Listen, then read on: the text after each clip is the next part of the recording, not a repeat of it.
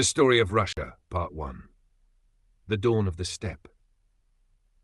For thousands of years, the vast lands we now call Russia and Ukraine were not kingdoms, not empires, but endless spaces of forest and steppe. Nomadic tribes roamed freely, leaving little behind except the great mounds that marked their dead. These were the kurgans, burial places of chieftains rising above the plains like ancient monuments to forgotten lives. The Greek historian Herodotus called these people the Scythians. They were warriors of the horse and bow, swift and merciless. Their story lingers in the fragments of legend, the treasures buried with their leaders, and the fearful respect of the civilizations they raided. But the steppe was never still. New waves of riders swept across it, the same nomadic warriors who would one day strike down the Roman Empire. In their wake came settlers, the Slavs. The Slavic tribes spread through the forests and river valleys. They shared language and customs, but remained divided into many clans and chieftaincies. For centuries they lived scattered lives, farmers, hunters, and warriors, until fate brought strangers from the north. From the cold waters of Scandinavia came the Varangians, Vikings in their longships. Known in the west as raiders, in the east they rowed their ships up the rivers of Rus, daring traders and fearless warriors. They brought iron, ambition, and the discipline of seafaring chiefs. Legend says the Slavs, weary of quarrels among themselves, invited one of these Viking princes to rule them. His name was Rurik. He came south, founded his capital at Novgorod, and gave his people a name, the Rus. From that moment, the land itself would carry their identity. The dynasty he began would rule Russia for 700 years. Kievan Rus Rurik's successor, Oleg, looked further south. He seized the city of Kiev, a settlement on the Dnieper River, and made it the capital of the Rus state. Kiev became the heart of power, a city commanding trade routes that reached to Byzantium itself. Over the next century, Kiev grew rich and strong. Its princes traded with Constantinople, exchanging furs, honey and slaves for silks, wine and gold.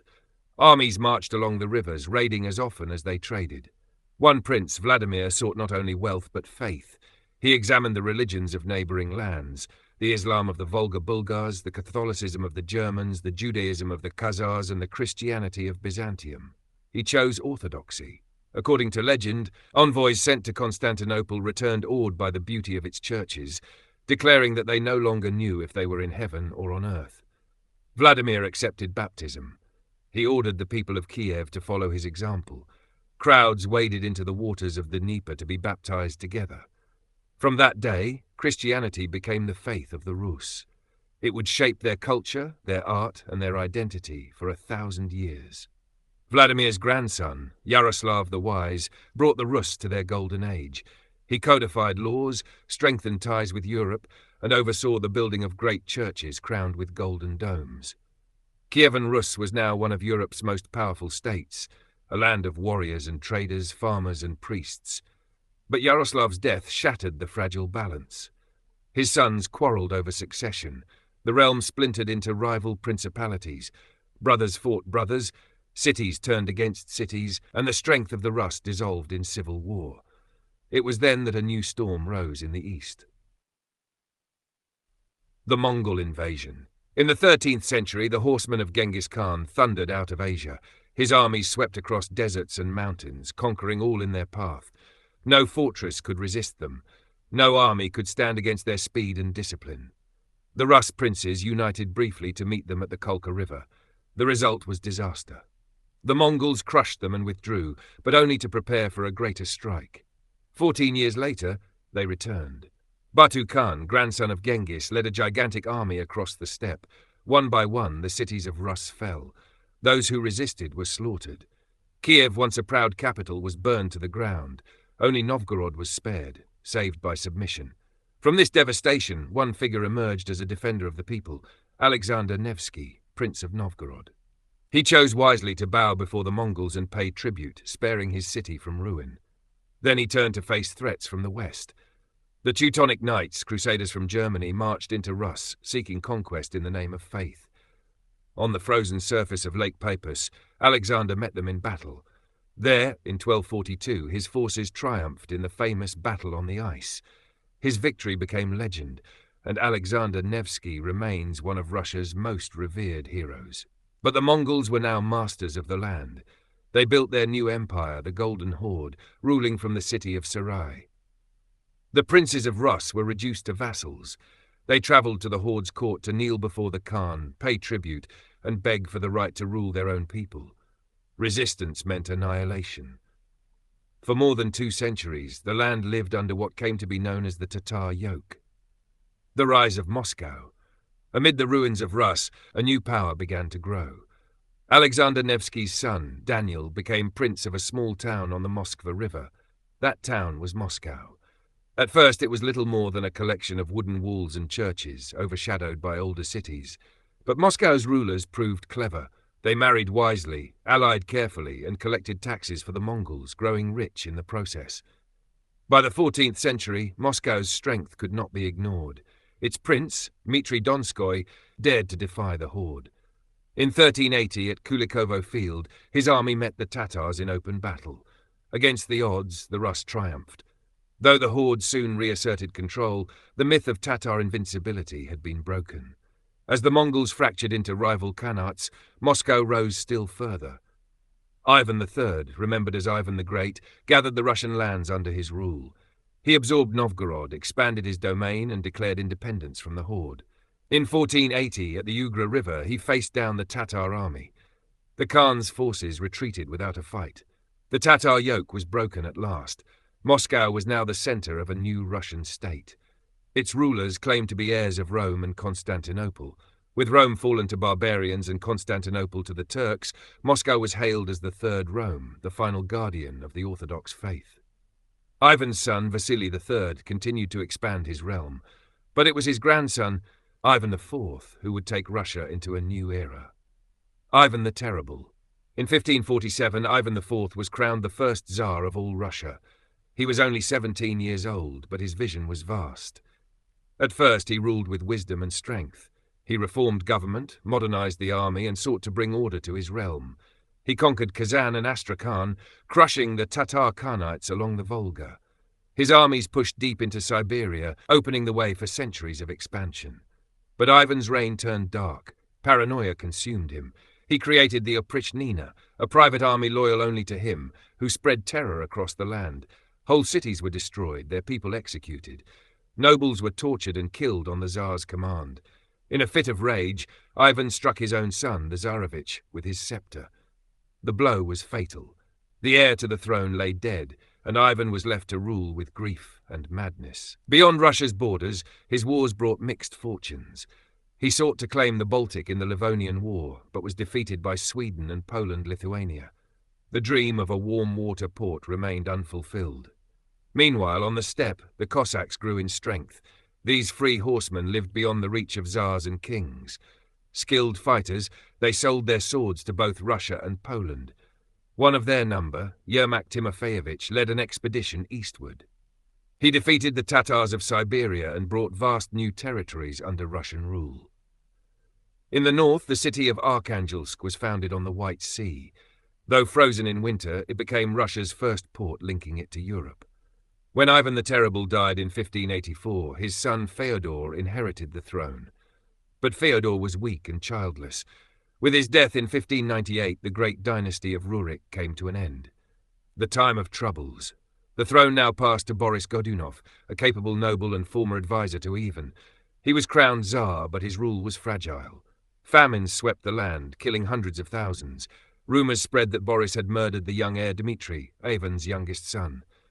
After Boris's sudden death, chaos erupted. Impostors appeared claiming to be Dmitry, miraculously alive. These so-called false Dmitrys gained support, seized the throne, and were murdered in turn. Russia dissolved into anarchy. Nobles plotted, Cossacks rebelled, the countryside burned, famine and plague struck again. Foreign armies invaded, Polish troops occupied Moscow. Swedish forces seized Novgorod. The Russian state itself seemed on the verge of collapse. But in 1612, hope returned. Prince Dmitry Pozharsky and a merchant, Kuzma Minin, raised a militia. United by patriotism and faith, ordinary Russians took up arms. They marched to Moscow, stormed the Kremlin, and expelled the Polish garrison. Their victory is remembered as the moment Russia saved itself. A new council, the Zemsky Sobor, was called to restore order. They elected a new Tsar, Mikhail Romanov, a boy of 16.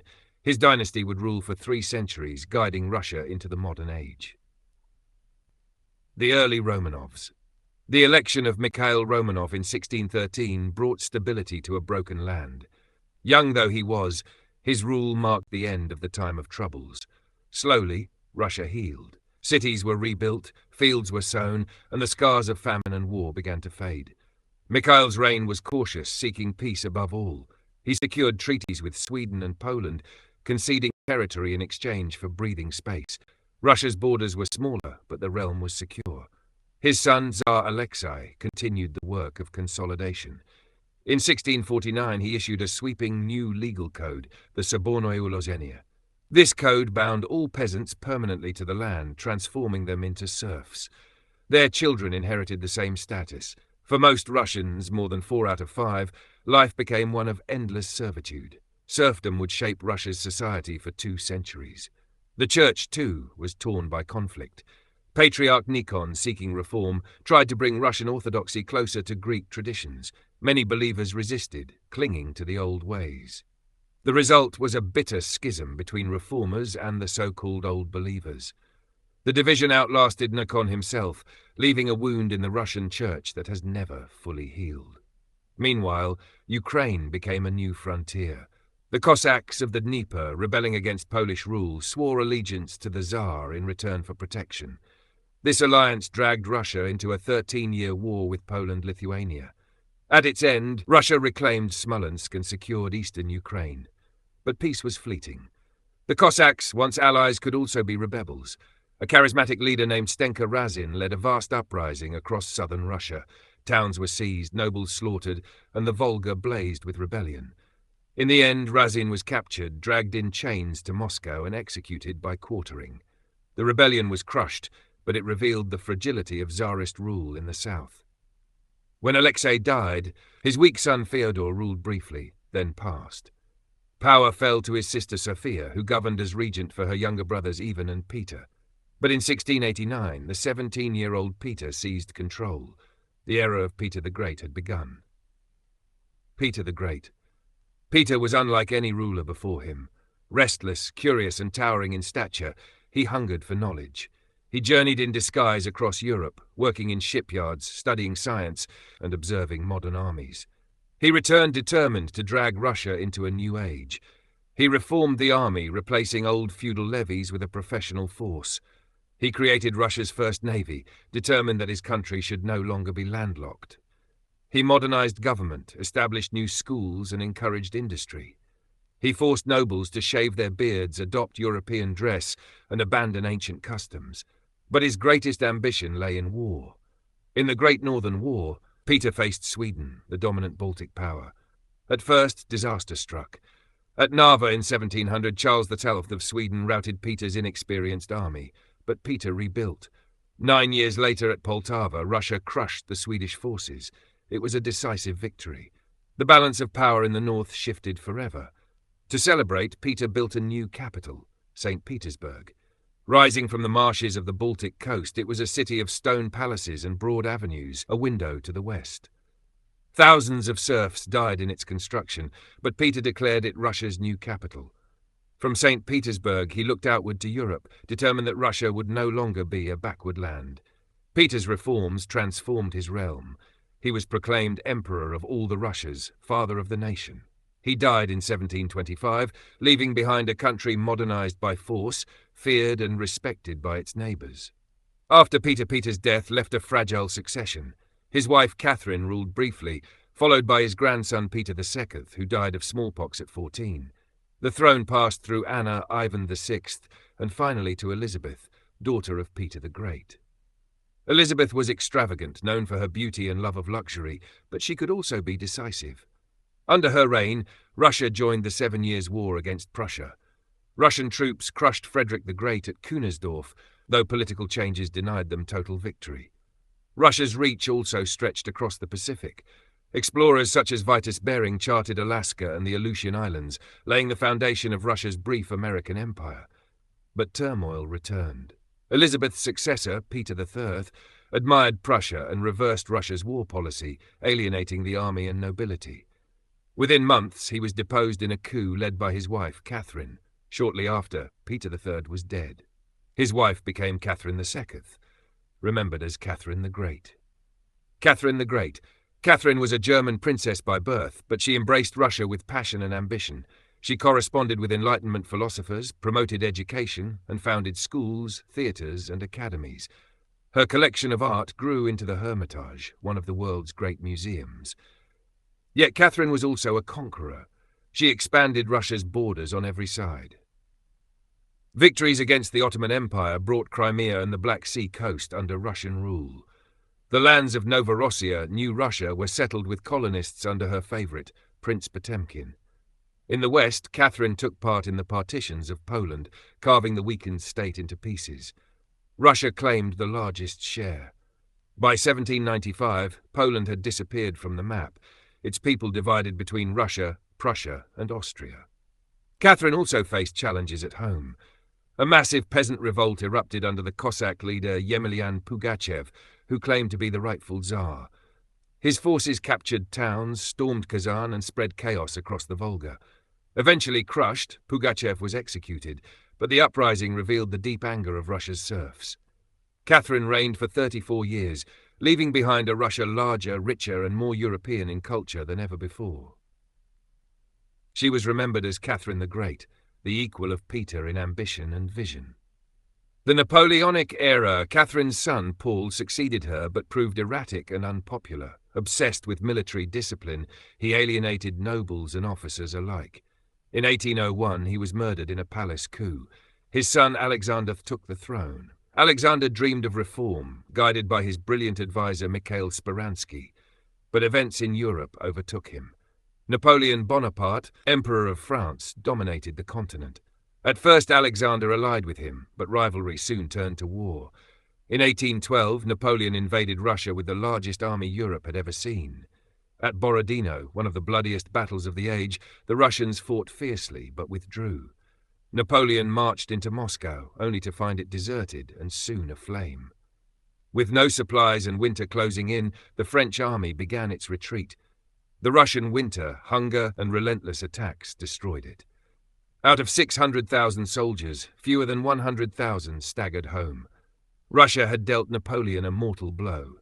In 1814, Russian troops marched into Paris. At the Congress of Vienna, Alexander claimed Poland as a kingdom under his crown. Russia was now the strongest power in Europe, but the cost was heavy. Liberal hopes for reform were crushed.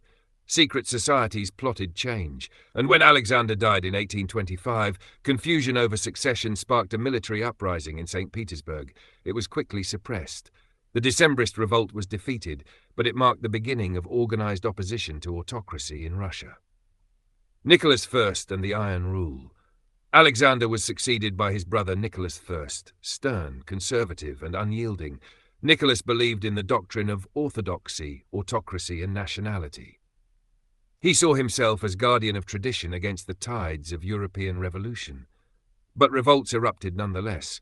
In Poland, an uprising was crushed by Russian armies. In Hungary, Nicholas sent troops to aid Austria against revolutionaries. Across Europe, he became known as the Gendarme of Europe, the policeman of reaction. At home, censorship was strict. Dissidents were silenced or exiled to Siberia.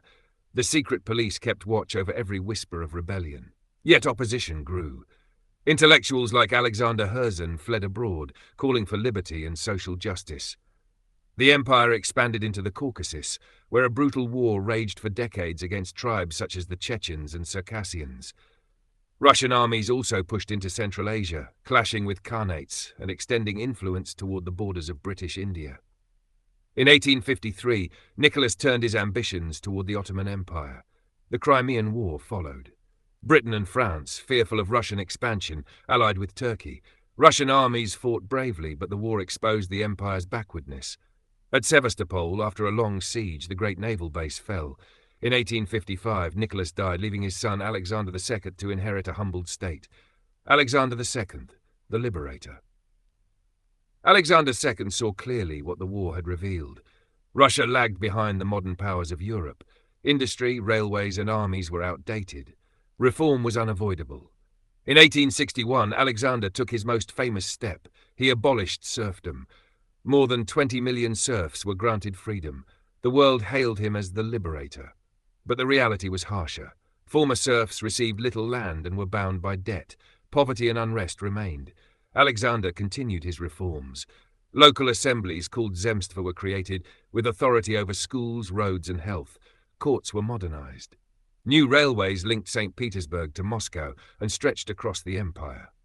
By 1916, the Trans-Siberian Railway would span the continent from Moscow to Vladivostok.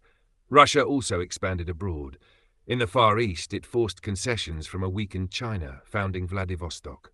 In Central Asia, Russian armies conquered Turkestan, pressing ever closer to Afghanistan and Britain's Indian frontier. The rivalry between Russia and Britain became known as the Great Game, but opposition to autocracy deepened. Radical groups plotted assassinations. In 1881, as Alexander prepared to sign new reforms, he was struck down by a bomb in St. Petersburg. He died on the street, his work unfinished. The last Tsars. Alexander III, his son, reacted with repression. He tightened censorship, strengthened the secret police, and enforced Russian nationalism. Jews suffered pogroms and were confined to the Pale of Settlement. Millions began to emigrate, especially to the United States. Yet under Alexander's finance minister, Sergei Witte, Russia's economy began to modernize. Industry grew, railways multiplied, and cities expanded. The empire entered the 20th century stronger than ever, yet full of tension. Nicholas II succeeded his father in 1894. He was gentle, religious, but indecisive. His reign began with tragedy when a coronation celebration in Moscow led to a stampede that killed more than 1,000 people. Russia's expansion into East Asia brought conflict with Japan. In 1904, war broke out. The Russian fleet sailed from the Baltic to the Pacific, only to be annihilated at Tsushima. At Mukden, the Russian army suffered a crushing defeat. The war ended in humiliation, exposing once again the empire's weaknesses. At home, unrest exploded. In 1905, striking workers marched to the Winter Palace to present a petition. Soldiers opened fire, killing over 100. The massacre, known as Bloody Sunday, sparked revolution. Mutinies, strikes, and uprisings spread across the empire. Nicholas was forced to issue the October Manifesto, promising reforms and creating a parliament, the Duma.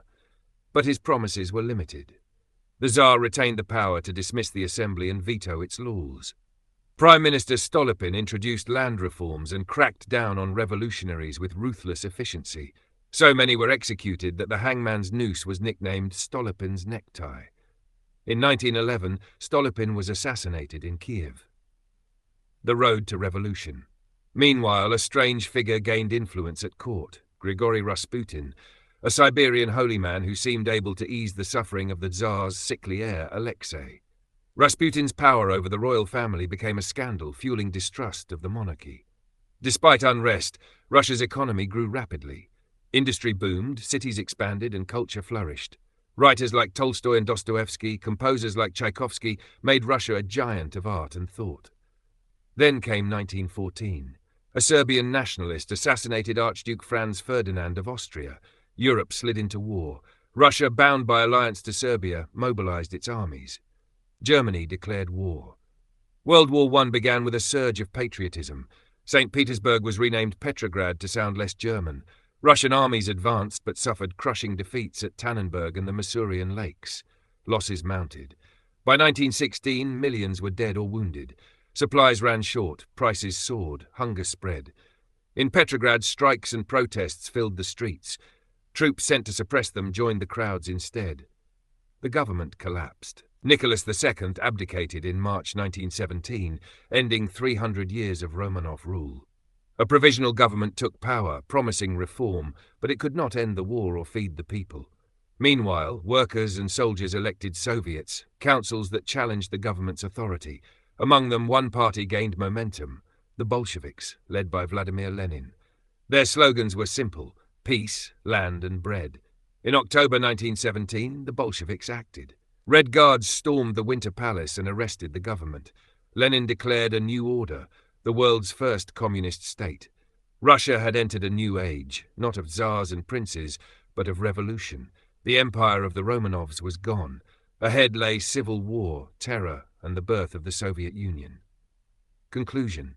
From the mounds of the Scythians to the rise of the Rus, from the Mongol yoke to the might of Moscow, from Ivan the Terrible to Peter the Great, from Catherine's empire to the fall of the Romanovs. The story of Russia is one of struggle and survival, of conquest and collapse, of power won and lost. For 1,000 years, this vast land has stood at the crossroads of East and West, reshaping itself with each storm. And though czars and dynasties have fallen, the legacy of this history still shapes Russia today. That